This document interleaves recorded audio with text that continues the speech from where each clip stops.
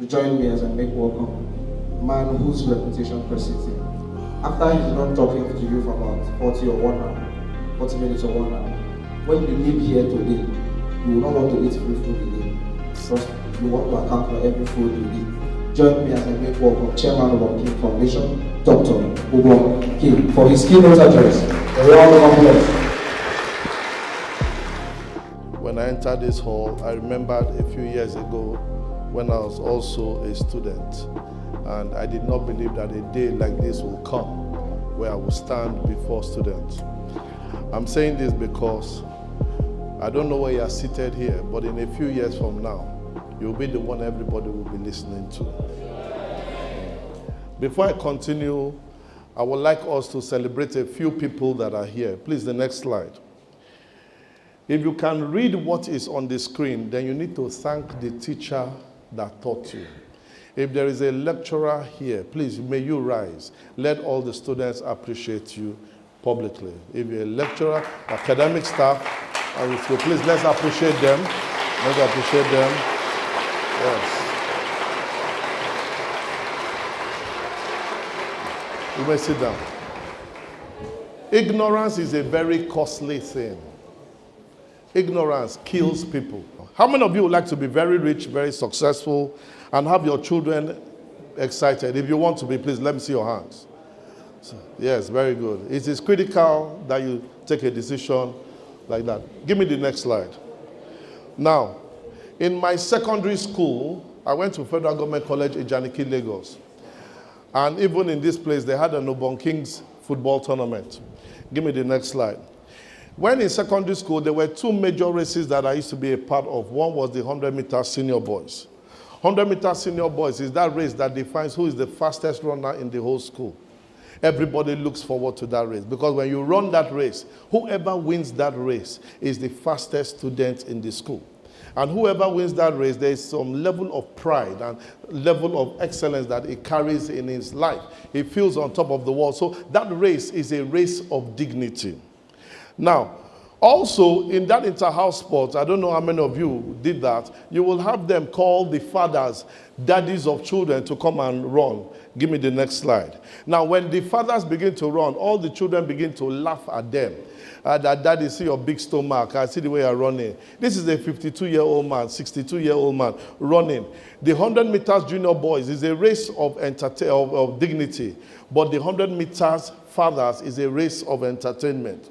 When you are running as a senior student, you are running for dignity. But when they are running as old men and old women, they are running for entertainment. Why am I saying this? When you run the race, when you don't want to run the race of dignity now, as a student, you will be somebody's entertainment tool tomorrow. You have a lot of area boys that are at Itam Junction even now, writing on cars, when they should have taken their time to write on their books in school. If you don't take your time to write now in school, you'll be writing on cars tomorrow. And it's not a course, it's something that happens. In school, like very soon you'll be having your exams. And it's typical in every university. Next slide. Now, in that school, when your exam paper comes, you'll see the Faculty of Social Sciences, Department of Economics and Business Administration, courses like Corporate Finance. Code is maybe like BUS 408, and then there is a time in maybe 45 minutes. What you will see is that there is a note called an instruction. That instruction will say that a total of 5 questions must be properly answered out of the 8 questions, given with supporting proofs, cases, diagrams.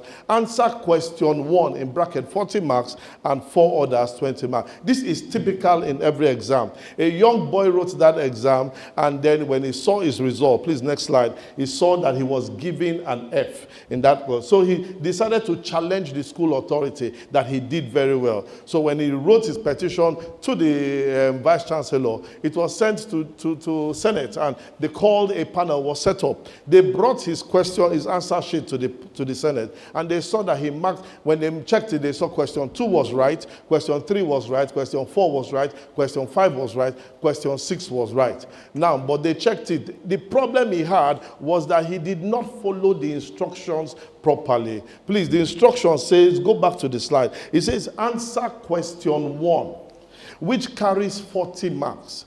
Every other question carries five marks. The fact that he got 4 out of 5, he only got 20 marks over 60. Next slide. It shows your ignorance to an instruction does not exonerate you from the consequences it brings. You must never forget that. The fact that you are here as a student means that there is a lot you should do. Understand that there are instructions for life. Instructions come. These days we are talking about leadership, and this is an interesting one. Every single time there is something that alters the life of everybody. On YouTube recently, there was a video, I'm sure a lot of you, if not all of you, have seen it, where some turkeys were crossing the road somewhere in Hampshire in London. Some turkeys were crossing the road, 10 turkeys. It only took them 44 seconds, but cars were standing down on the road waiting for turkeys to cross the road. Now, what is so fascinating about that? Turkeys do not cross road like that. And this one stood in the middle of the road and allowed other turkeys to pass. Now, next slide. What is a turkey used for? A turkey is eaten as food. A turkey is used for decoration. A turkey is even used for entertainment. A turkey is used in certain countries for religious matter. But this particular turkey decided to stop the road and let people look at it for 44 seconds. What did this turn into? Next slide. Now, online, there were 3.49 million views to look at chickens or turkeys that crossed the road. The village called Hampshire was notable, became popular because turkeys crossed the road. The white car in that video became popular because turkeys crossed the road. The road gained visibility online because turkey crossed the road. My question is, what can you do in 44 seconds that everybody will know this school today? That is the challenge you have. Those turkeys showed extraordinary courage and leadership. 44 seconds. Your change does not have to take 2 years. It can take as little as 44 seconds. If turkeys could change the world, anything can happen. Next slide. Your life is about impact. It's about making impact, not for counting statistics of what could be. I don't want to hear that there were 4,800 students in this school. I want to hear that one student here was the best in Nigeria, whose name is Utube Kanem. I want to hear that one student here decided to set a new standard in Awka Ibom State that affected the way education is done in the world. That student is the Kaite Thompson. I want to hear one student. I'm not interested about how many students are here. I'm more interested in that student that breaks the bar. Do I have those students here? Very good. Now, next slide. Everywhere you see, there's this adage that they say there is no smoke without fire. Every time you see smoke, there's always fire that has caused it. But listen to me, it is not the fire that kills. It is the smoke that kills. Smoke will release carbon monoxide. Once you inhale it, it takes you out. But the fire only burns you. In this country, there are a lot of things that people have seen. And it happens every now and then. Next slide. You see all the sea robbery. You see all the piracy. You see the illegal bunkering. You see all the cultism, all terrorism, internet fraud, yahoo, vessel hijack, black marketeering, bribery and corruption. All that is all smoke. Everything you see there is smoke. Now, if I say it is smoke and you ask me, Mr. King, if this is smoke, then where is the fire? I will show you the fire. Next slide. Now, during the politics, you have a lot of people that come to you and say that they want to represent you at different categories, in different portfolios, either as local government chairman or whatever, presidency, every single one. They come to you with a lot of motivation and they put things before you. At a certain point, they give you even 2,000 naira. They call it mobilization fee. And they give you 4 years later, they give you another 2,000 naira. What you did not hear is that if you collect that 2,000 naira and 4 years you collect another 2,000 naira, your value as a human being in a year is only 500 naira. A whole you are only worth 500 naira. In a month, if you divide 500 naira by 12, you will come to 41 naira 67 kobo. If you divide that value in 30 days, that means you, as you stand like that, your value is 1 naira 39 kobo only. When you don't take time to ensure that your values are taken properly, you will end up living as a shame. That is why when you begin to take money from people because of politics and everything, what happens is that when they enter the government house, they begin to break their heads. How would I elect somebody to go into offices and that person begins to break another person's head? Is that what I sent you to do? So I've turned them as political avengers. They should stop calling Niger Delta avengers. They are political avengers. Because if they do what is right, we will not have citizens and young people joining cultism and every single thing. Next slide. And I put it to you that the strongest city you will ever meet is not the one that has the most resources and security, but the strong society is one that knows what to do with what it allows, what it has, and allows everybody to play its part. I want to show you a society. Next slide. I call this man my uncle, Mohammed bin Rashid Al Maktoum. He is the Emir of Dubai. He is the Vice President of UAE. The man on Thursday, 19th of October 2017, he said we need new blood in our system, people to take us into the next generation. I'm not interested in his faith. I'm interested in his leadership, because when the leadership is right, everybody will be intact. He sent this tweet by 3 p.m. on October 17th. Now, next slide. By 5 p.m., he released the names of ministers, and one of them was this young man called Oman Bil Sultan Al Olama. He is a 27-year-old boy. How old are you? A 27-year-old boy was made Minister for Artificial Intelligence. And what does it mean? He was given a job description that he should design how Dubanians can begin to live in planet Mars in the year 2117. This was done in 2017. They are planning 100 years in advance. They are not thinking of the next election. They are thinking of the next generation. 100 years of planning. The man, the boy, Osman bin Sultan Al Olama, is 27 years old. 100 years added to his age. This boy will not see that dream come to pass. Now you have the Emir, who is 64 years old, had 100 years, 164. He will not see that this thing come to pass. Let me tell you something. They are not interested in their satisfaction now. They're interested in where their children will be. And that is why I came out with anger, that I said that I will not sleep until I see Awka Ibomites come out on top of their game and eat everybody. If I have my money, I can stay at home. But if I live well and you as an Awka Ibomite doesn't live well, then I have failed my responsibility as a man. Every person needs a mentor. Every mentor is supposed to give back to his society. Say, I hear you. Next slide now. As at now, they even said, Sheikh Zayed, he says women constitute 50% of every society and country's population. Any society or country that does not allow women to be literate to express themselves loses 50% of their potential. And that is why I salute women who are educated now, who are pushing themselves to school. You are not somebody's tool of entertainment. You are supposed to go. In the slide next, you have a 22-year-old girl who was made the Minister for Youth and Enterprise. How do you make somebody a 59-year-old person the Minister for Youth? How does he want to understand digitalization? How does he want to understand technology? How will he understand Wi-Fi? How will he understand Snapchat? How will he understand all those things? The man is 70 years old. For God's sake, he cannot be a youth. You bring somebody at that level to understand that level. Now, I will take you back to some history. Next slide. In 1960, when Nigeria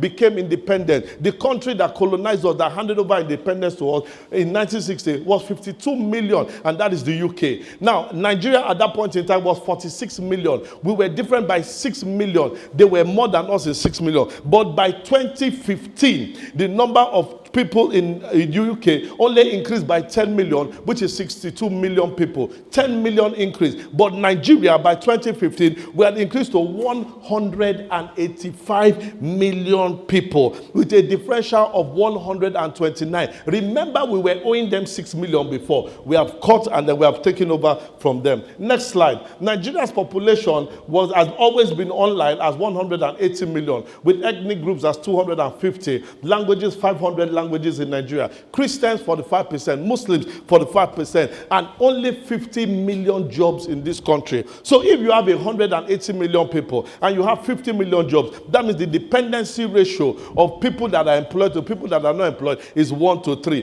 That means for everybody that has work, You have to feed 3 people at a time. That report called the Presidential Committee on Job Creation states that 75% of Nigeria is made up of youth under 45. Every single person in this room, apart from those on the maybe 2% here, are younger than 45. Let me tell you something. It means that if that is the ratio, 135 million people are under 45 in this country. That report says 45% of them cannot be employed, and that is 62.5 million people. When you have 62.5 million youth that cannot be employed, why? They don't have skill. Then you have a serious problem.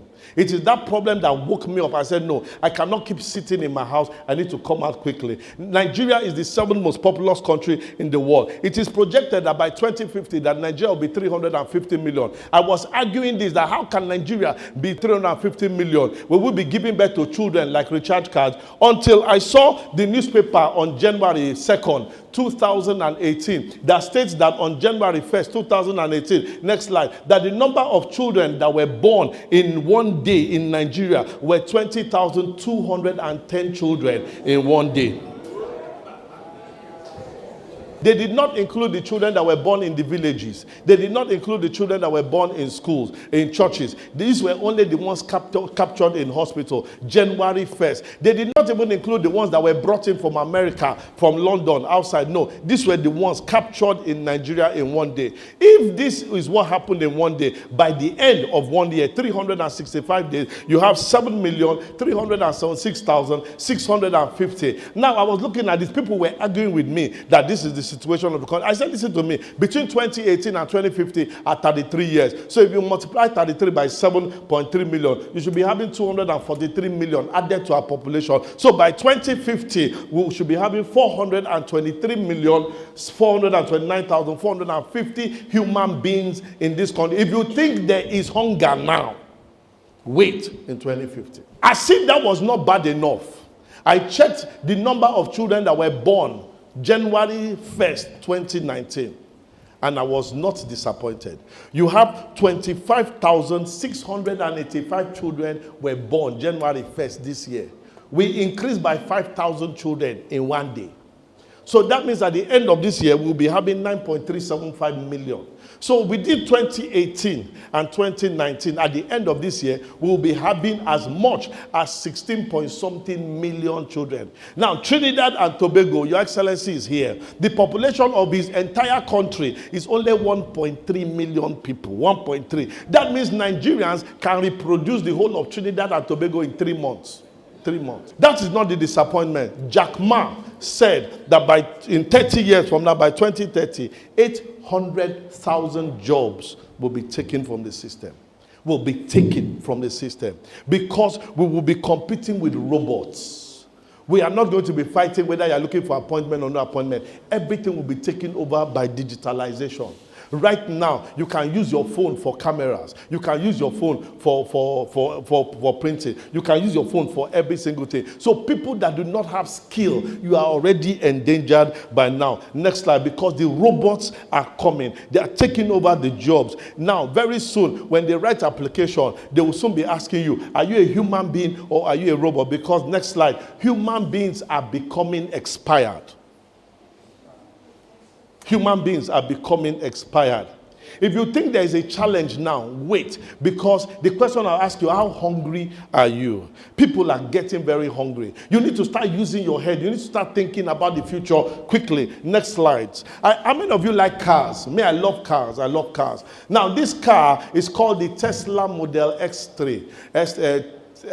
It is made by a South African boy. His name is Elon Musk. Elon Musk built this car. This car does not use fuel. This car does not have engine. The front is boot, the back is boot. It does not release any carbon monoxide. It was done because the ozone layer is considered to be opening up. So based on this, they wanted to reduce the rate of carbonization in the world. So that is why this car came in. And when they did that, Tesla began to break. Over 350,000 of these cars are being sold already, and it is increasing. As I speak to you now, China has said that whether we like it or not, 25% of the cars they are building for the world will be electric cars. So if you are thinking of going into oil and gas in the next 20 years, you are going into old market. The world has changed. Future is here. Next slide. Elon Musk said something. This man woke up one morning and decided that he will launch a rocket. Inside that rocket, he put a car. That car you see there is not Photoshop. That is his personal car. He launched it to planet space there. That car is flying in space right now. He put a sign there, made by human beings, in case there is an argument in future. Who did this car? The man did that. What did he say? He made a statement. He said, living on planet Mars is the easy part. So what does that mean? In a few years from now, people are saying that I'm going to London, I'm going to America. It will change. People say I'm going to Mars, I'm going to Jupiter, going to rest. So if your desire is to go to Dubai, go to Ghana, go to Port Harcourt, you are of the old school. Greatest ba, greatest boo, greatest bagagbigi. Anybody that laughed at you laughed too soon. You must wake up with the attitude of a lion, because when a lion sees an elephant, all that it sees is that I am going to eat this thing. Now, when it sees that, it behaves the way you think. If they ask you, how are you doing? And you tell me that, life is hard. Life will always be hard for you, because as a man thinketh, so he is. We need to tell you the truth about life. And I beg my fathers, and I thank God for the people like the rector here, who decided to open up for people like us to come in. When you were born as an endangered species. You were born endangered. All the attacks you receive, no money in your family, is part of the attack on your life.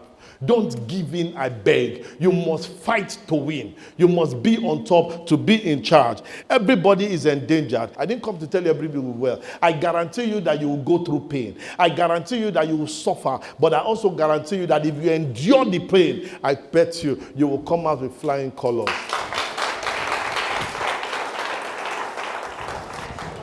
All that Dubai has is sand. Somebody say sand. Sand. All that they have is sand. So they went to the desert and they looked at it with his friend. He asked his friend, what do you see? He said, I see a desert, a dry land, nothing there underground. Plants cannot grow there. Nothing can go there. Then they asked the king. Next slide. He said, I see the desert as a national treasure. We need to start seeing Ikono as national treasure. We need to start seeing Awka Ibom State as national treasure. We need to start seeing every single thing as national treasure. Every single advert you see of Dubai, they must show you their sand, whether you like it or yes. We need to start promoting every single thing in Ikono. Let the world know that there's a place called Ikono. Say, I hear you. Dubai, the immigration in Dubai, they advertised Dubai so much. In 2018, they said 16 million people came to visit Dubai to come and see sand. 16 million came to see sand. Each person paid $140 per person. So if you do your calculation, $140 times 16 million times 360 naira per dollar, what it means is that they made 803 billion naira just for people to enter to see sand.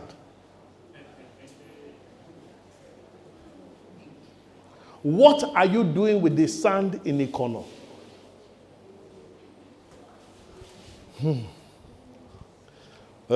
So that means the immigration alone in Dubai can take care of the budget of Edo State and Delta State for 2 years. Next slide. Awka Ibom State has 5.2 million people. Our budget is 670.7 billion naira. Trust me, the immigration of Dubai, showing people sand, can take care of the state. Is there a problem with the state? Nope. Is there a problem with the government? Nope.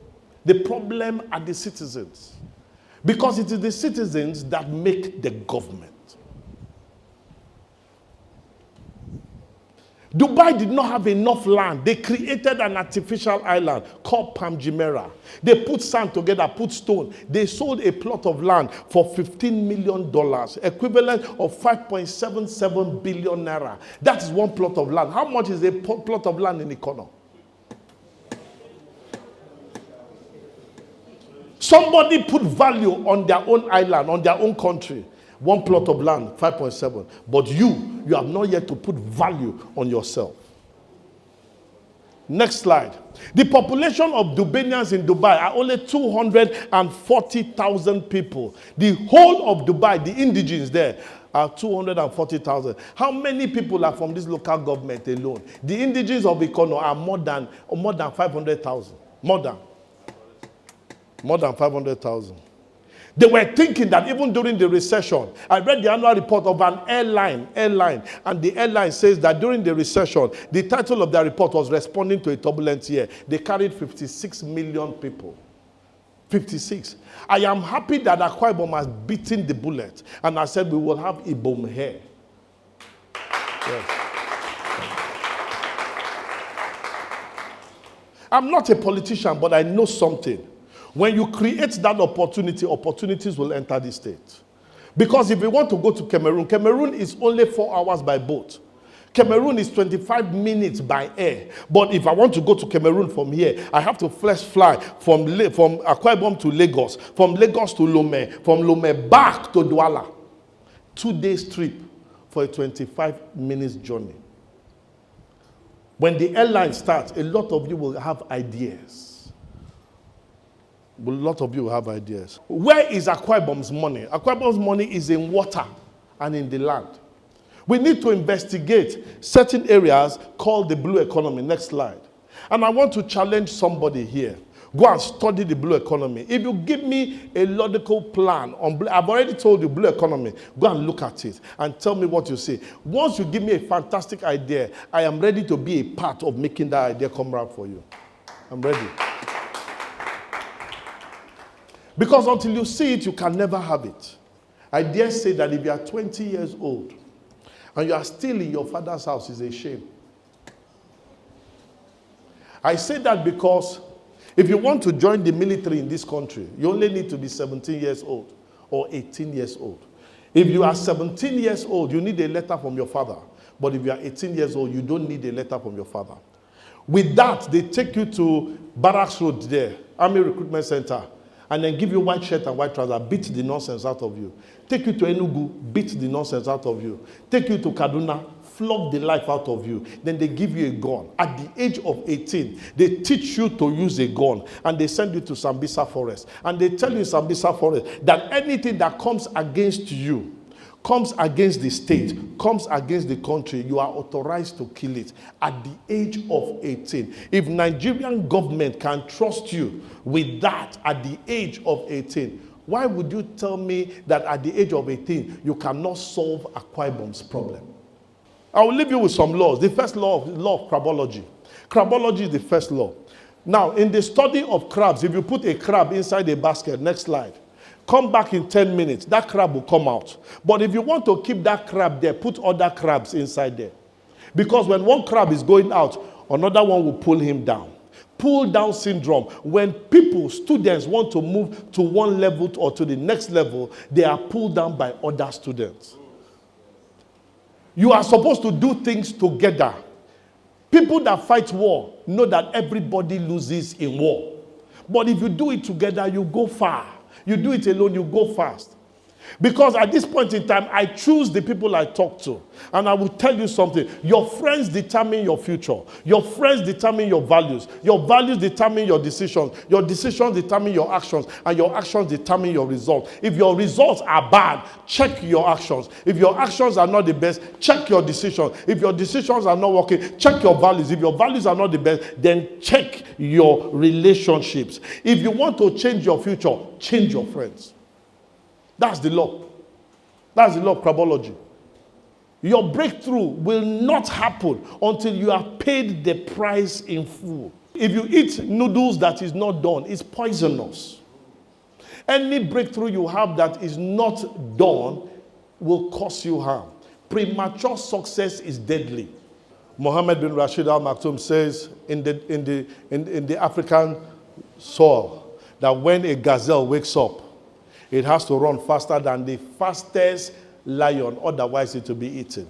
He says in that same African jungle, when a lion wakes up, it stretches and runs faster than the slowest gazelle, otherwise it will not eat lunch. The moral of the story is whether you're a gazelle or a lion, when you wake up, start running.